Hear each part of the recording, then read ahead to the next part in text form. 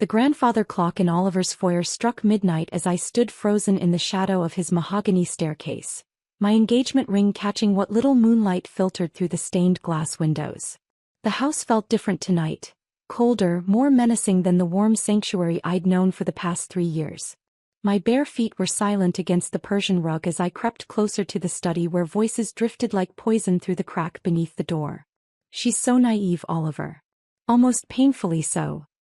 His mother's voice was a serpent's whisper, dripping with a venom I'd never heard before. 3 more days and everything she's worked for becomes ours. My heart stopped beating. The world tilted on its axis. "I know, Mother. Sometimes I almost feel sorry for her." Oliver's laugh was hollow, foreign, nothing like the warm chuckle that had made me fall in love with him. "But $50 million and controlling shares in Dillon Industries? Sorry doesn't pay the bills." The engagement ring suddenly felt like a shackle around my finger. My knees buckled and I pressed my palm against the wall to keep from falling. This couldn't be real. This had to be some terrible nightmare. But the voices continued, each word a dagger to my heart. "The prenup she signed is worthless, of course. My lawyer made sure of that." His mother's satisfaction was palpable. "Once you're married, we can contest her father's will. With you as her husband, we have legal standing. The grief-stricken daughter who can't handle business decisions? Who needs her loving husband to take over? And if she fights us?" "Accidents happen, darling. Especially to young widows who can't handle the pressure." I bit down so hard on my knuckle that I tasted blood. They were planning my death. My own fiancé, the man I'd given 3 years of my life to, the man I was supposed to marry in 48 hours, was planning to eliminate me from my inheritance. The floorboard creaked beneath my weight and the voices went silent. My body moved on autopilot, muscle memory guiding me through the darkness toward the back door. I had to get out. I had to think. I had to survive. As I slipped into the night, one thought burned through my terror like a brand. They had no idea who they were dealing with. 48 hours earlier I was the happiest woman alive. My name is Janice Dillon, and at 28 I thought I had everything figured out. The Dillon name carried weight in Charleston. Old money, older reputation, and a business empire my great-grandfather had built from nothing. When my parents died in a car accident 2 years ago, I inherited everything. The house on Battery Street, the summer home in Kiowa, and controlling interest in Dillon Industries, a shipping and logistics company worth over $100 million. But more than the money, more than the power, I thought I had love. Oliver Aldridge was everything I'd dreamed of in a partner. 6'2" with dark hair that curled just enough to make him look approachable, green eyes that seemed to see straight into my soul, and a smile that made my knees weak even after 3 years together. He was a consultant. Smart, ambitious, and from a good family, though they'd fallen on harder times recently. His mother, Vivian Aldridge, had been nothing but warm and welcoming, treating me like the daughter she'd never had. "Janice, darling, you're going to make the most beautiful bride," she'd said just that morning, adjusting the pearl necklace at my throat. We were in my bedroom, the very room where I'd grown up, surrounded by wedding preparations. Silk and satin draped every surface, and the air smelled of gardenias, my chosen wedding flower. "I still can't believe it's really happening," I'd whispered, catching her eyes in the antique mirror. "Sometimes I wake up afraid it's all a dream." Vivian had squeezed my shoulders, her touch gentle but firm. "Believe it, sweetheart. Oliver loves you more than life itself. We both do." How perfectly she'd played her part. I spent that afternoon with my wedding planner, Caroline, going over last-minute details. The ceremony would be held in the garden of my family estate, among the ancient oak trees draped with Spanish moss. 300 guests would witness Oliver and me exchange vows beneath an arch of white roses and magnolia blossoms. The reception would flow seamlessly into the ballroom my great-grandmother had designed, where a 12-piece orchestra would play while we danced our first dance to "The Way You Look Tonight." "Everything's perfect," Caroline assured me, checking items off her color-coded clipboard. "The flowers arrived this morning, the caterers will be here at dawn, and the photographer will capture every magical moment." Perfect. That word felt like mockery now. That evening I'd driven to Oliver's house, the modest but elegant Victorian his family had owned for generations, with a bottle of champagne and dreams of our future dancing in my head. I'd used my key, the one he'd given me 6 months ago, with a kiss and a promise that his home was my home. If I'd knocked, if I'd announced myself, if I'd been anyone other than the trusting fool I was, everything might have been different. Instead, I'd slipped in quietly, planning to surprise him. The house was dark except for the light spilling from his study, and I'd moved toward it like a moth to flame, eager to share my excitement about our wedding day. The conversation I overheard changed everything. Before we continue with Isabella's shocking revelation, pause for a moment and write in the comments which country you're watching from. We love knowing where our global family of survivors and truth seekers is tuning in from. And if this is your first time discovering our channel, hit that subscribe button because your support helps us share more stories of women who trusted their instincts and turned betrayal into triumph. Remember, if something feels wrong, it probably is. Now let's see how Isabella's world crumbles and rebuilds. Enjoy. Standing outside Oliver's study that night, listening to them plan my destruction, I felt something die inside me. It wasn't just my heart breaking, though that was part of it. It was the death of innocence, of trust, of the woman I'd been just minutes before. The timing has to be perfect, Vivian was saying as I pressed my ear closer to the door. The wedding creates the legal framework we need, but we can't move too quickly. A month, maybe two, to establish the marriage. Then the accident. What kind of accident? Oliver's voice was clinical, detached, as if they were discussing the weather rather than murder. A fall, perhaps. The stairs in that old house are so treacherous. Or maybe something with her car. She drives too fast on those winding roads to Kiowa.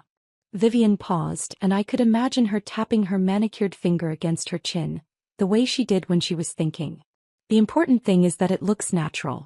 No suspicion, no investigation. And you're sure the will can be contested? Absolutely. Grief makes people vulnerable, Oliver.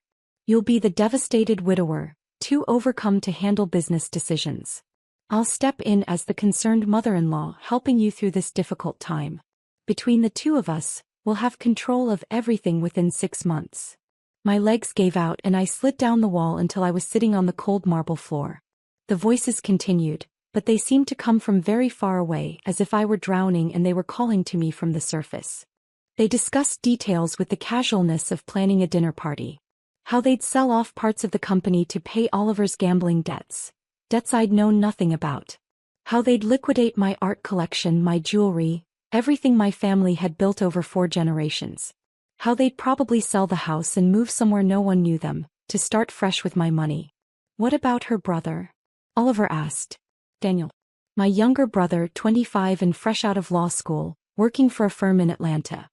He was supposed to be my best man. An unconventional choice that Oliver had initially resisted before relenting with that charming smile of his. He's young, idealistic, and lives 4 hours away. Vivian dismissed him with a wave I could hear in her voice. Besides, the will leaves everything to Janice, not him. Once she's gone, he has no legal claim to anything. They were wrong about that, but I wasn't about to correct them. I almost feel bad about Daniel, Oliver mused. He actually likes me. Looks up to me like a big brother.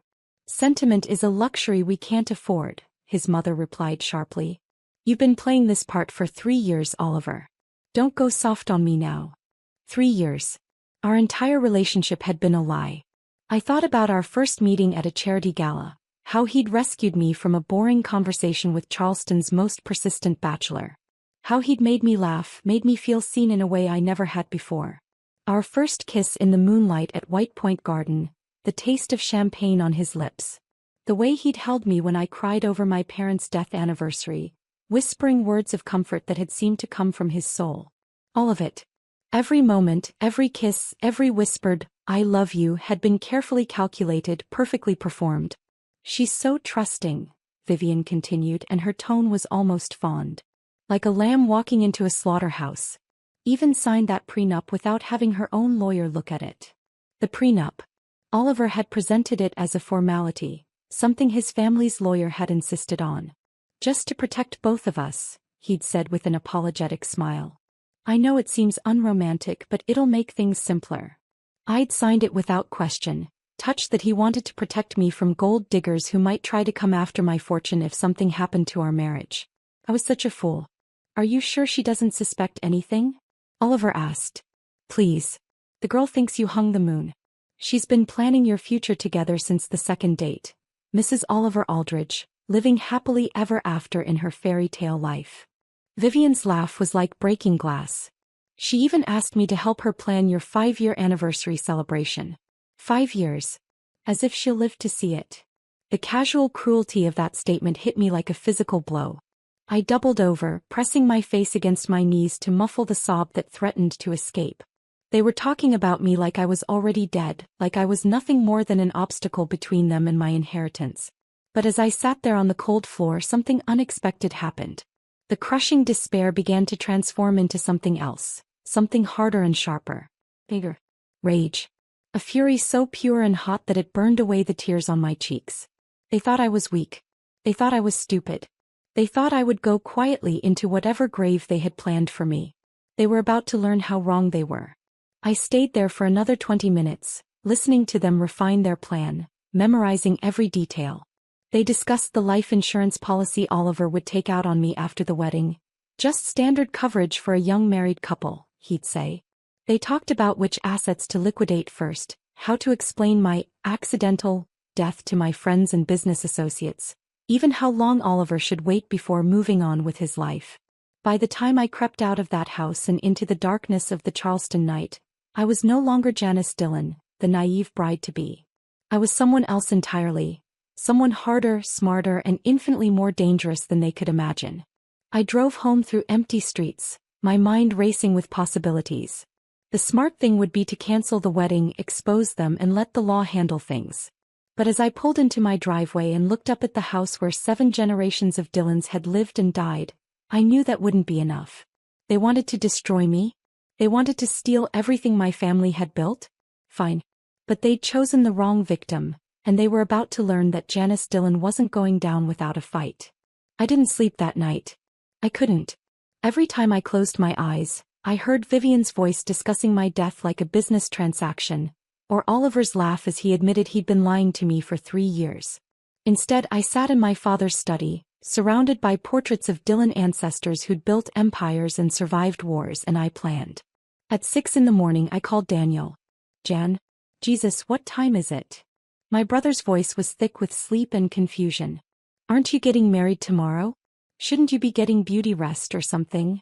Daniel, I need you to come home. No. Today. And I need you to not ask questions until you get here. Something in my voice must have convinced him, because the sleep cleared from his tone immediately. What's wrong? I can't explain over the phone. Just trust me. This is life or death, Danny. Literally. There was a long pause. Daniel and I had always been close, closer than most siblings, maybe because we'd had to lean on each other after our parents died. He knew I didn't exaggerate, didn't call for help unless I truly needed it. I'll be there by noon, he said finally. Janice, whatever's happening, we'll fix it. You know that, right? For the first time in 12 hours, I smiled. I know. The next 6 hours crawled by like years. I went through the motions of wedding preparation, accepting calls from vendors and well-wishers, nodding along as Caroline fussed over last-minute details. Oliver called twice, his voice warm and excited, asking if I was ready to become Mrs. Aldridge. Both times I managed to sound appropriately bridal, when what I really wanted was to reach through the phone and strangle him. I can't wait to start our life together, baby, he said during the second call. Tomorrow's going to be perfect. Yes, I agreed, staring at my reflection in the bedroom mirror. The woman looking back at me had the same face, the same dark hair and blue eyes, but something fundamental had changed. There was a hardness there now, a calculation that hadn't existed 24 hours ago. It certainly will be. Daniel arrived at 12:03 p.m., bursting through the front door like he used to when we were kids. At 25 he still had some of that boyish energy, but his years at law school had sharpened him, given him an edge that served him well in court. Today that edge would serve us both. Okay, I'm here, he announced, finding me in the kitchen where I'd been pretending to eat lunch. What's the emergency that couldn't wait until after your wedding? I looked at my little brother, 6'1" and broader than me, but still my baby brother, and felt a wave of protective fury wash over me. They'd planned to use him too, to manipulate his grief after my death to gain access to what little the will left him. Sit down, I said quietly, and prepare yourself for the worst thing you've ever heard. I told him everything. Every word I'd overheard, every detail of their plan, every casual cruelty they discussed. Daniel's face went through a spectrum of emotions: disbelief, horror, rage, and finally cold determination that matched my own. When I finished, he was quiet for a long moment. Then he stood up and started pacing, his hands clenched into fists. "We're calling the police," he said finally. "We're calling them right now, and we're having both of those psychopaths arrested." "For what? Conspiracy to commit murder?" "Based on a conversation I overheard while illegally in Oliver's house." I shook my head. "It would be their word against mine, and they're very good liars, Danny. They've been lying to me for 3 years. Then we cancel the wedding. We expose them publicly. And they disappear. Vanish with whatever they can grab and spend the rest of their lives plotting another way to get what they think they're owed." I leaned forward, meeting his eyes. "That's not justice, Daniel. That's just postponing the inevitable." He stopped pacing and looked at me with growing understanding. "What are you thinking, Jan?" "I'm thinking they want to play games with a Dylan. I'm thinking they have no idea what that means." I stood up, feeling more like myself than I had since the night before. "I'm thinking it's time to show them." Over the next 4 hours we planned. Daniel's legal training was invaluable. He knew exactly what evidence we'd need, what laws they were breaking, and how to ensure that when we struck, it would be devastatingly effective. But it was my knowledge of Charleston society, of the intricate web of relationships and obligations that bound the old families together, that would make our revenge truly perfect. "The wedding's still happening," I announced as we finalized our strategy. "Janice, no. You can't marry him. Even for revenge you can't." "I'm not marrying him," I interrupted. "Trust me on this one, little brother. By tomorrow evening, Oliver Aldridge is going to wish he'd never heard the name Dylan." That night I performed the role of excited bride one last time. I had dinner with Oliver and Vivian at the country club, accepting their toasts to my happiness and their promises of eternal love. I smiled when Vivian presented me with her grandmother's pearl bracelet, something old for the bride, and kissed Oliver when he whispered that he couldn't wait to call me his wife. "Tomorrow's going to be a day we'll never forget," I told them both, raising my glass of champagne. They had no idea how right I was. I woke up at dawn on what was supposed to be the happiest day of my life. The morning was perfect: clear skies, gentle breeze, the kind of Charleston spring day that belonged on postcards. Through my bedroom window, I could see the army of workers transforming our garden into a wedding venue. White silk draped the ancient oak trees, thousands of white roses created an altar fit for a fairy tale, and a string quartet was already setting up beneath the gazebo where my grandparents had been married 60 years ago. It would have been beautiful if it weren't all a lie. Caroline arrived at 8, bringing my hair and makeup team with her. As they worked on transforming me into the perfect bride, I caught glimpses of myself in the mirror. The face looking back at me was serene, radiant, exactly what everyone expected to see. But behind my eyes I was someone else entirely. "You're absolutely glowing," Caroline gushed as she arranged my veil.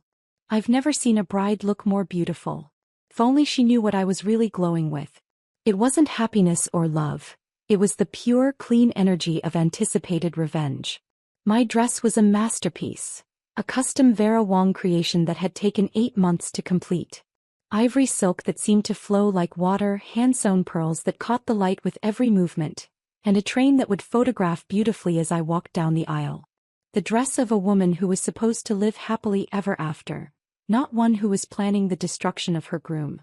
Daniel arrived at 10, looking handsome in his morning coat but with eyes that reflected my own steely determination. He kissed my cheek and squeezed my hand. "You ready for this?" he whispered. "I've been ready my whole life," I whispered back. The guests began arriving at 11 for the noon ceremony. Charleston's elite turned out in force: politicians, business leaders, old families whose names appeared on street signs and buildings throughout the city. They came expecting to witness a fairy tale romance, the union of 2 prominent Southern families. Instead, they were about to see something much more memorable. I watched from my bedroom window as Oliver greeted guests, playing the role of nervous but excited groom to perfection. He looked handsome in his formal attire, his smile warm and genuine seeming as he shook hands and accepted congratulations. Vivian was in her element, dressed in pale blue silk and holding court among the other mothers, no doubt accepting compliments on her son's excellent choice in brides. At 11:45, Caroline knocked on my door. "It's time, Janice. Are you ready?" I took one last look at myself in the mirror. The woman staring back at me was a bride, but she was also something else. Something harder and more dangerous than anyone suspected. "I'm ready," I said. The music began as I stepped onto the terrace. 300 guests rose to their feet, their faces turned toward me with expressions of delight and admiration. The string quartet played Pachelbel's canon as I began my walk down the rose-petal-strewn aisle, my arm linked through Daniel's. But as we walked, I noticed something the guests couldn't see from their angle. Instead of the traditional white roses and baby's breath, the bouquet in my hands was made of black roses, a detail I'd insisted on to my florist's horror, claiming it was an artistic choice, a bold statement.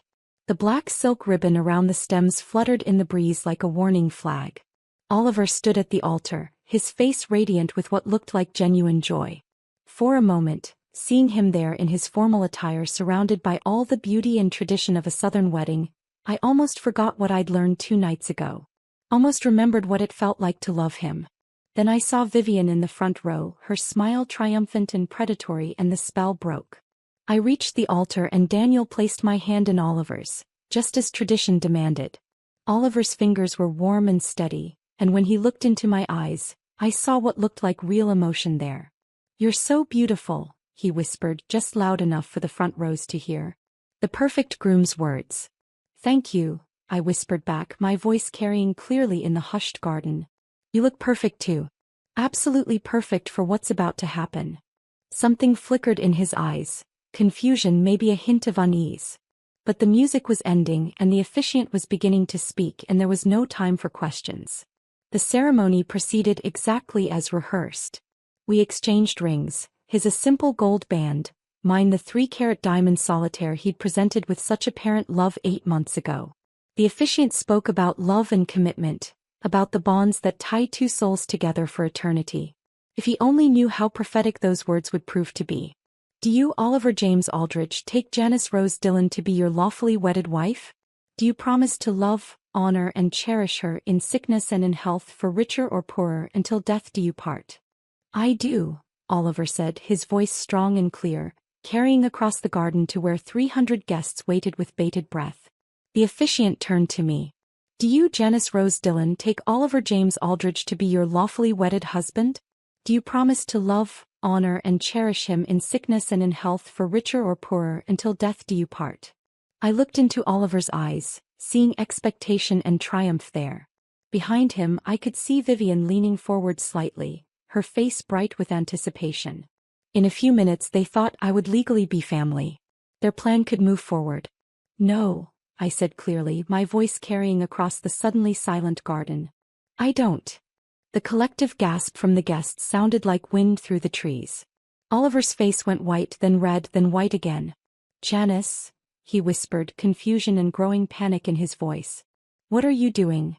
I stepped back, creating distance between us, and raised my voice so everyone could hear me clearly. "I'm saving my life," I announced. "Because 2 nights ago, I learned that my beloved fiancé and his charming mother have been planning to murder me for my inheritance." The garden erupted in chaos. Guests rose from their seats, voices raised in shock and disbelief. I saw phones coming out, cameras turning toward us. By tomorrow this would be front-page news in Charleston and beyond. "Janice, you're being hysterical," Vivian called out, standing up from her seat in the front row. Her voice was smooth, concerned, the perfect mother-in-law trying to manage a bride's nerves. "Wedding jitters are perfectly normal, dear. Perhaps we should listen to the recording I made," I interrupted, pulling my phone from where I'd hidden it in my bouquet.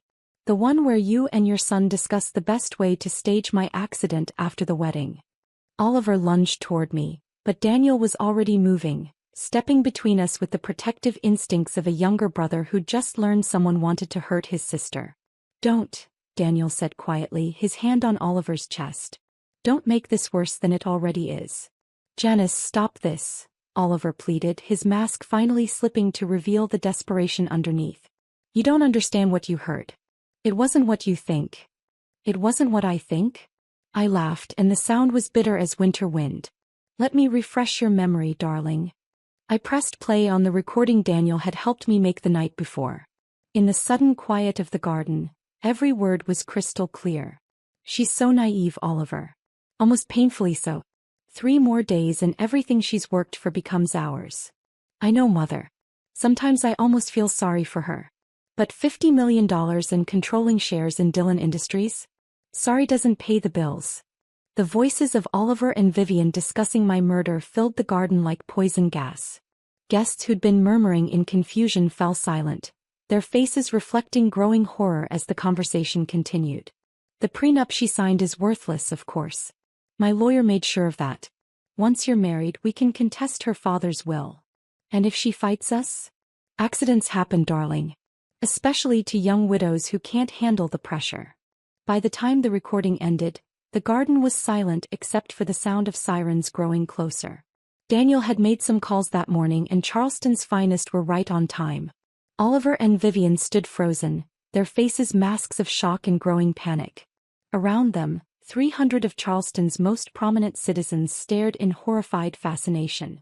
You recorded us illegally, Vivian said finally, her voice shaking but still trying to maintain some semblance of control.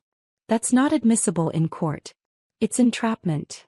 You're right about one thing, I agreed, smoothing down my wedding dress as police officers began moving through the crowd.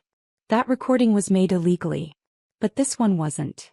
I pulled out a second phone and Daniel stepped forward with papers in his hand. Last night Janice and I obtained a court order for a controlled recording, he announced, his lawyer voice carrying clearly. This morning, before the ceremony, she called Oliver to confirm final details about their honeymoon. Oliver, being the considerate groom, called his mother to share the conversation. Daniel pressed play on the second recording. This one was from that morning, Oliver and Vivian discussing their timeline for my accident during our planned honeymoon in Italy. How the winding mountain roads would provide the perfect opportunity, how my death in a foreign country would complicate any investigation. That recording, Daniel continued, is completely admissible. As are the financial records we pulled showing Oliver's gambling debts, the fake prenup his mother's lawyer prepared, and the life insurance applications he planned to file next week. The police had reached the altar now. Detective Carter, who'd worked my parents' accident case, looked grim as he approached Oliver and Vivian. Oliver Aldridge, Vivian Aldridge, you're under arrest for conspiracy to commit murder, fraud, and attempted theft. You have the right to remain silent. As the handcuffs clicked into place, I felt something I hadn't experienced in 3 years. Complete and utter satisfaction. Oliver looked at me with eyes full of hatred and defeat. You think you've won, he snarled as Detective Carter led him away. You think you're so smart. But you loved me, Janice. For 3 years you loved me completely. That wasn't fake. That was real, and now you'll never have it again. I watched him being loaded into the police car. This man who'd held my heart and planned my death, and I smiled. You're absolutely right, Oliver.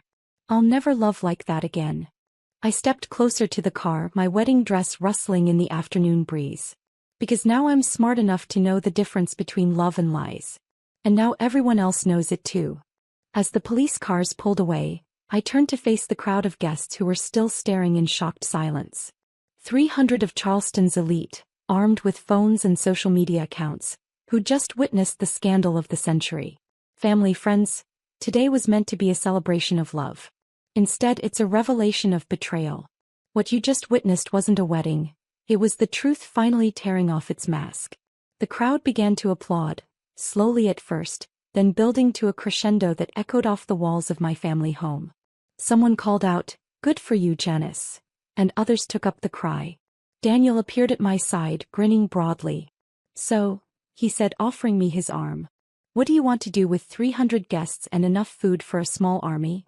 I looked around at the garden that had been transformed into a wedding venue, at the faces of friends and neighbors who'd come expecting to see me marry the man I loved, and I made a decision that felt exactly right. We're going to have a party, I announced. A celebration of justice, family, and the fact that sometimes the good guys actually win. And that's exactly what we did. The party that followed was unlike anything Charleston had ever seen. What began as a wedding reception became a celebration of survival, of family loyalty, and of the peculiar kind of justice that can only be served with true Southern style. We had what Daniel dubbed a justice cake. The same 3-tiered creation I'd ordered, but with new significance. The string quartet played on, though their selections shifted from wedding classics to something more triumphant. The photographer captured every moment, creating what would become the most unusual wedding album in Charleston history. Judge Harrison, a friend of my father's, stood up during what would have been the toasts.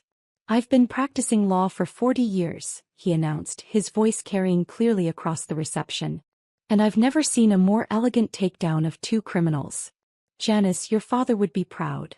The sentiment was echoed by dozens of others throughout the evening. My father's business associates, my mother's charity committee friends, neighbors who'd watched me grow up. All of them understood that this wasn't just about stopping a murder plot. This was about protecting the legacy my family had built, about ensuring that predators who targeted grieving heiresses would face consequences. But it was my grandmother's best friend, Mrs. Charleston herself, Eugenie Rutledge, who said it best. "Darling, you didn't just dodge a bullet today. You turned that bullet around and sent it right back where it came from." As the sun set over Charleston Harbor and my guests finally began to leave, I found myself standing in the garden where I'd planned to pledge my life to a man who'd wanted to end it. The cleanup crew was already at work, dismantling the altar where I'd exposed Oliver and Vivian, packing away the flowers that had witnessed their downfall. Daniel appeared beside me, still in his morning coat but with his tie loosened and his hair mussed from dancing with half the unmarried women in Charleston. "So," he said, settling onto the stone bench where we'd sat as children. "How does it feel?" "Which part?" I asked, sinking down beside him. "The part where I found out the man I loved was planning to kill me, or the part where I turned my wedding into a public execution?" "The part where you won." I considered that, looking out over the harbor where ships had been bringing Dylan cargo for over a century. "It feels empty in a way. For 3 years my whole life revolved around Oliver, around our future together. Now what?" "Now you live," Daniel said simply. "Really live for the first time since Mom and Dad died. You're free, January, free of him, free of the lies, free of the fear you didn't even know you were carrying." He was right. Sitting there in my wedding dress that had become something else entirely, I felt lighter than I had in months. Maybe years. "What happens now?" I asked. "With the case, I mean." Daniel's expression turned serious. "Carter says it's airtight. The recordings, the financial evidence, the fake prenup. They're looking at 25 to life for conspiracy to commit murder, plus additional charges for fraud and attempted theft. Vivian's lawyer friend is cooperating, hoping for a reduced sentence. And Oliver's gambling debts? Worse than we thought. He owes over $2 million to some very unpleasant people. That's probably what pushed them to accelerate their timeline." Daniel shook his head. "If you'd married him, Janice, you would have been dead within a month." They were desperate. The weight of how close I'd come to destruction settled over me like a blanket. If I hadn't decided to surprise Oliver that night, if I'd knocked instead of using my key, if I'd been less curious about the voices in his study. "Hey," Daniel said, reading my thoughts the way he always could. "Don't do that. Don't think about the whats. You're here, you're safe, and those bastards are going to prison for a very long time." "I know. It's just, how did I miss it, Danny? How was I so blind for so long?" My brother was quiet for a moment, choosing his words carefully. "Because you loved him. Really loved him with the kind of trust that doesn't question or doubt. That's not a weakness, January. That's actually a strength, even if it made you vulnerable. It almost got me killed. But it didn't. And now you know what real betrayal looks like. You'll never be fooled again." He stood up, brushing off his formal wear. "Come on. Let's get you out of that dress and into something more comfortable. Tomorrow we start the rest of your life." 6 months later, I stood in the Charleston County Courthouse wearing a black suit that had cost half as much as my wedding dress but felt 1,000 times more powerful. Today was sentencing day, and I'd been waiting for this moment since that terrible night when I'd learned the truth about the man I'd planned to marry. Oliver looked different in his orange jumpsuit. Smaller, somehow diminished. The confident charm that had fooled me for 3 years was gone, replaced by the hollow-eyed desperation of a man who'd gambled everything and lost. Vivian sat beside him at the defendant's table, her perfectly coiffed hair and designer clothes a stark contrast to the handcuffs around her wrists. The courtroom was packed. Charleston society had turned out in force, drawn by a scandal that had dominated local headlines for months. The story had even made national news. The heiress who'd turned her wedding into a sting operation, the groom who'd planned to kill his bride for her inheritance, the mother who'd masterminded it all. District Attorney Rebecca Roman stood to address the court, her voice clear and unwavering. "Your Honor, The defendants orchestrated one of the most cold-blooded murder conspiracies this court has ever seen. For 3 years, Oliver Aldridge courted Janice Dillon with the sole intention of marrying her and then killing her for her inheritance. His mother, Vivian Aldridge, not only encouraged this plan but actively participated in its development. She detailed the evidence methodically: the fake prenup designed to circumvent my father's will, the life insurance policies Oliver had planned to take out, the timeline they'd developed for my accident during our honeymoon in Italy. Each revelation sent murmurs through the packed courtroom. But perhaps most chilling, D.A. Roman continued, is the casual nature of their planning. These defendants didn't see Janice Dillon as a human being. They saw her as an obstacle to overcome, a problem to solve. They discussed her murder with the same detachment most people would use to plan a grocery list. When it was time for victim impact statements, Daniel spoke first. His words were measured, professional, but the emotion underneath was unmistakable. "Janice Dillon is not just my sister," he said, looking directly at Oliver and Vivian. "She's one of the strongest, most compassionate people I know. When our parents died, she could have retreated from the world. Instead, she threw herself into preserving their legacy, growing the business they'd built, supporting the charities they'd cared about. She deserved love, not betrayal. She deserved protection, not predation." Then it was my turn. I walked to the podium slowly, feeling the weight of 300 eyes on me. 6 months ago, I'd been a naive woman planning her perfect wedding. Now I was someone else entirely, harder, wiser, but not broken.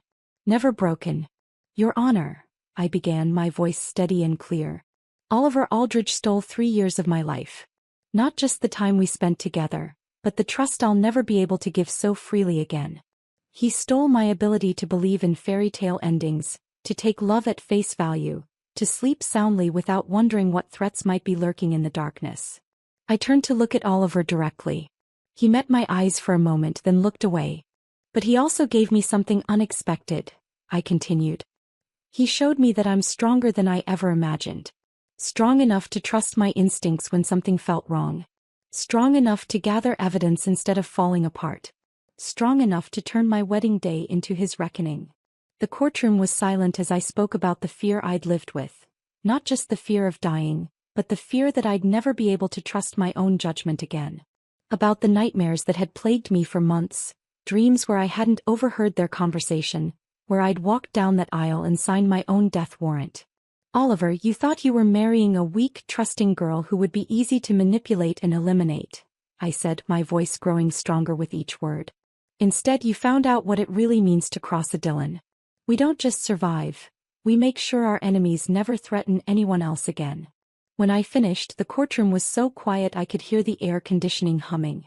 Judge Patricia Holbrook, a stern woman in her 60s who'd been on the bench for over 20 years, looked down at the defendants with obvious disgust. "Mr. Aldridge, Mrs. Aldridge," she said, her voice carrying the authority of decades in the courtroom. "In 30 years of practicing and presiding over criminal law, I have rarely encountered defendants whose actions were so coldly calculated, so utterly devoid of human decency." She detailed their crimes methodically, her words falling like hammer blows. Conspiracy to commit murder in the first degree. Fraud. Attempted theft. Each charge carried its own weight, its own consequence. The evidence shows that this was not a crime of passion or desperation, but a carefully planned execution of an innocent woman whose only crime was loving the wrong person. Judge Holbrook's eyes moved between Oliver and Vivian.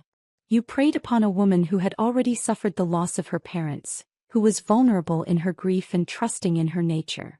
Oliver's lawyer had tried to argue for leniency, claiming his client had been manipulated by his mother's influence. Vivian's attorney had painted her as a desperate woman trying to save her son from financial ruin.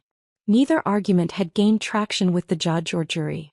"Oliver James Aldridge," Judge Holbrook announced, "I sentence you to life in prison without the possibility of parole for conspiracy to commit murder in the first degree, plus 15 years for fraud and attempted theft, sentences to run concurrently." Oliver sagged in his chair, the reality of spending the rest of his life behind bars hitting him like a physical blow. His mother remained rigid, her face a mask of barely controlled fury. "Vivian Marie Aldridge, as the mastermind behind this conspiracy, I sentence you to life in prison without the possibility of parole for conspiracy to commit murder in the first degree, plus 20 years for fraud and attempted theft, sentences to run concurrently. The courtroom erupted in murmurs of satisfaction. Justice had been served and everyone knew it. But Judge Holbrook wasn't finished. "I want to address something that has been troubling me throughout this case," she continued, her voice cutting through the noise. "The defendants seem to believe that their desperate financial circumstances somehow justified their actions. Let me be absolutely clear. Poverty does not excuse attempted murder. Desperation does not justify destroying an innocent life." She looked directly at Oliver and Vivian. "You had choices. You could have declared bankruptcy. You could have sought help from legitimate sources. You could have accepted the consequences of your poor financial decisions. Instead, you chose to target a woman whose only crime was falling in love with a liar."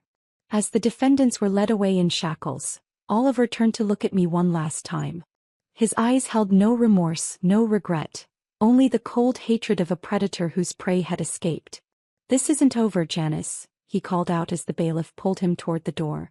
"You think you've won, but—" "Mr. Aldridge," Judge Holbrook interrupted sharply. "You have been sentenced to life without parole.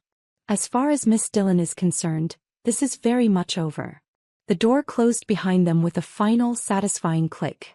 Outside the courthouse, reporters swarmed around me like bees. Questions flew from every direction. How had I known to investigate? What was it like to discover my fiancé's betrayal? How did it feel to see justice served? I answered them calmly, my media training from years of representing Dillon Industries serving me well.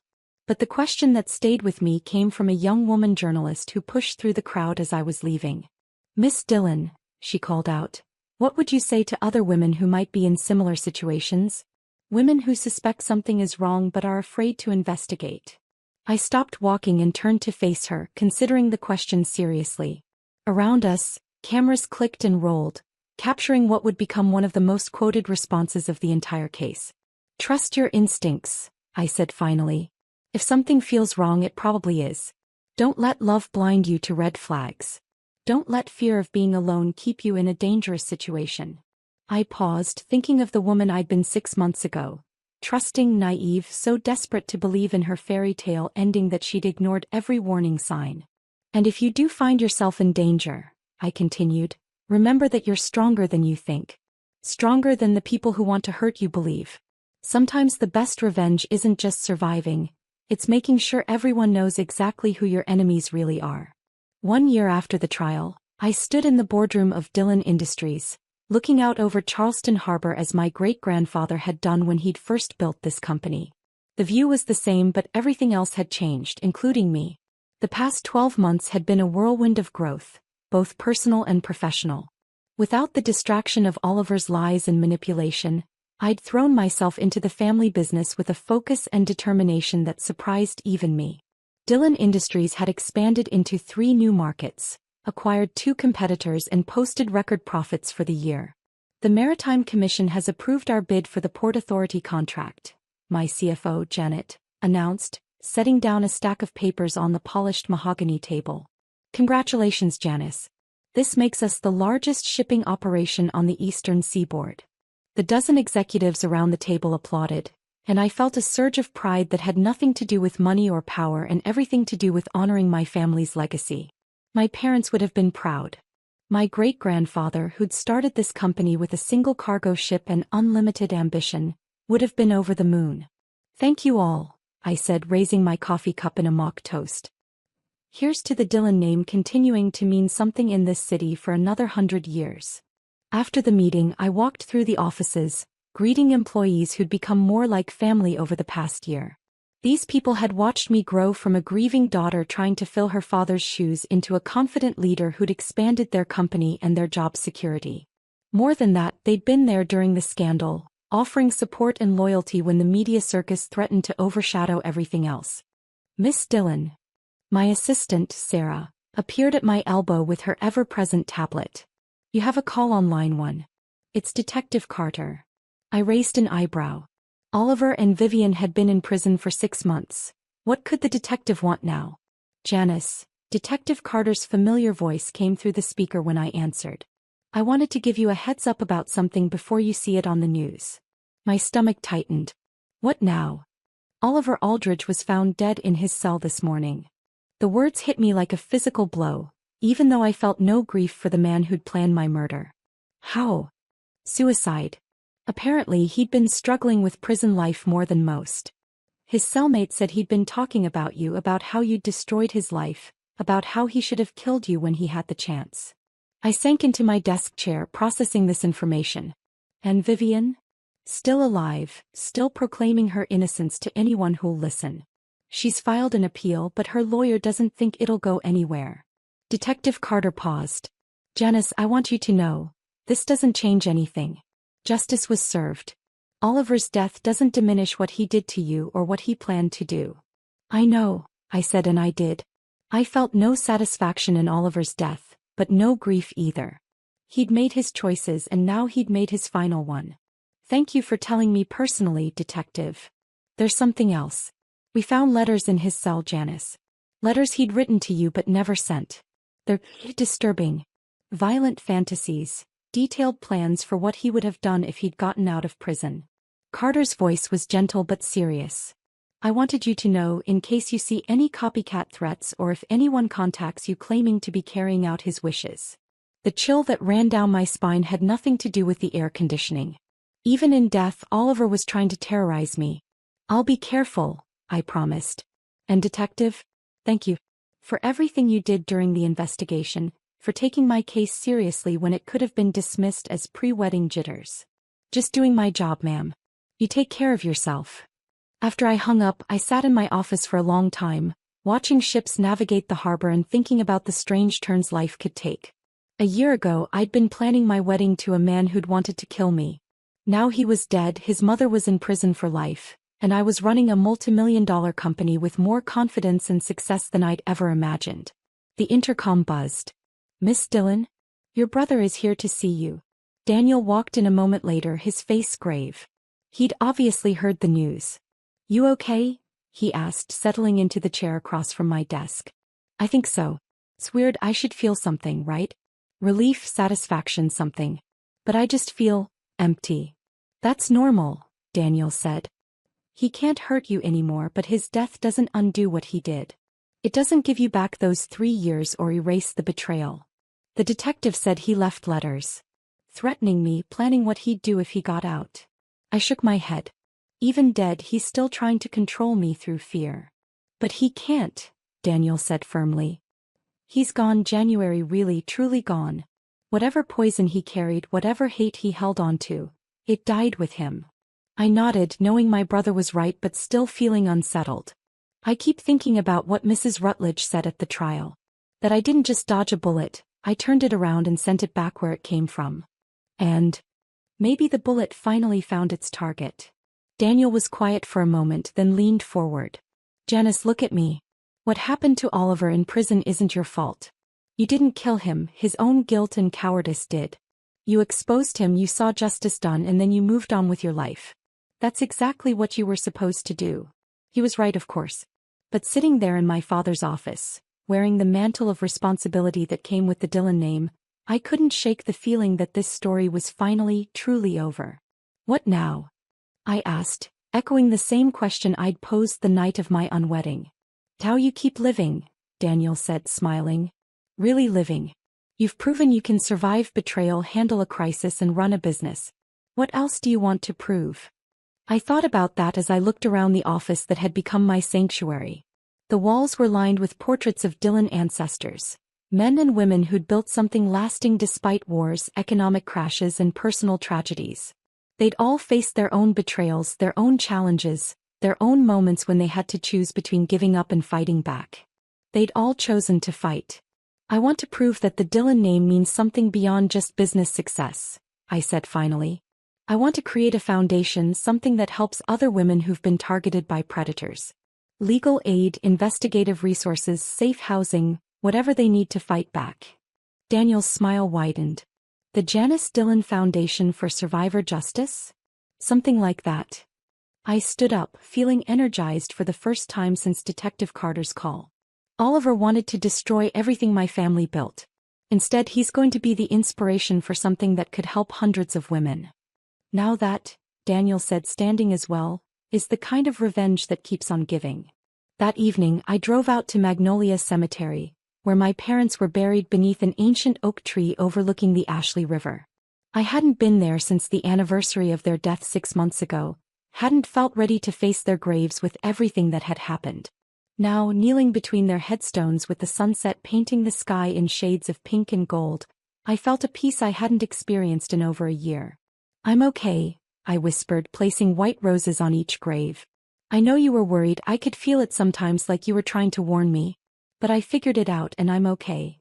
The wind rustled through the oak leaves above me, and for just a moment, I could have sworn I felt my mother's hand on my shoulder, my father's proud smile warming my back.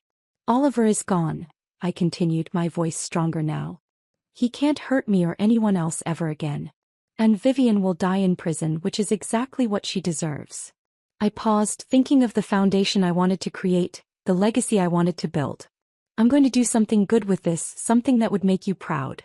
I'm going to make sure other women don't go through what I did." As I drove home through Charleston's historic streets, past the houses where generations of my family had lived and loved and struggled, I realized something profound. I was no longer the woman who'd been betrayed and nearly murdered. I wasn't even the woman who'd turned her wedding into a courtroom drama. I was Janice Dillon, daughter of Charleston, survivor of betrayal and architect of justice. I was exactly who I was supposed to be. The story that had begun with such darkness, with whispered murder plots and calculated lies, was ending in light. Not the false brightness of a fairy tale ending, but the steady warm glow of a woman who'd been tested by fire and emerged stronger than ever. Oliver had wanted to destroy me, but instead he'd forged me into something unbreakable. And that, I thought as I pulled into the driveway of the house where 7 generations of Dillons had faced their own trials, was the sweetest revenge of all.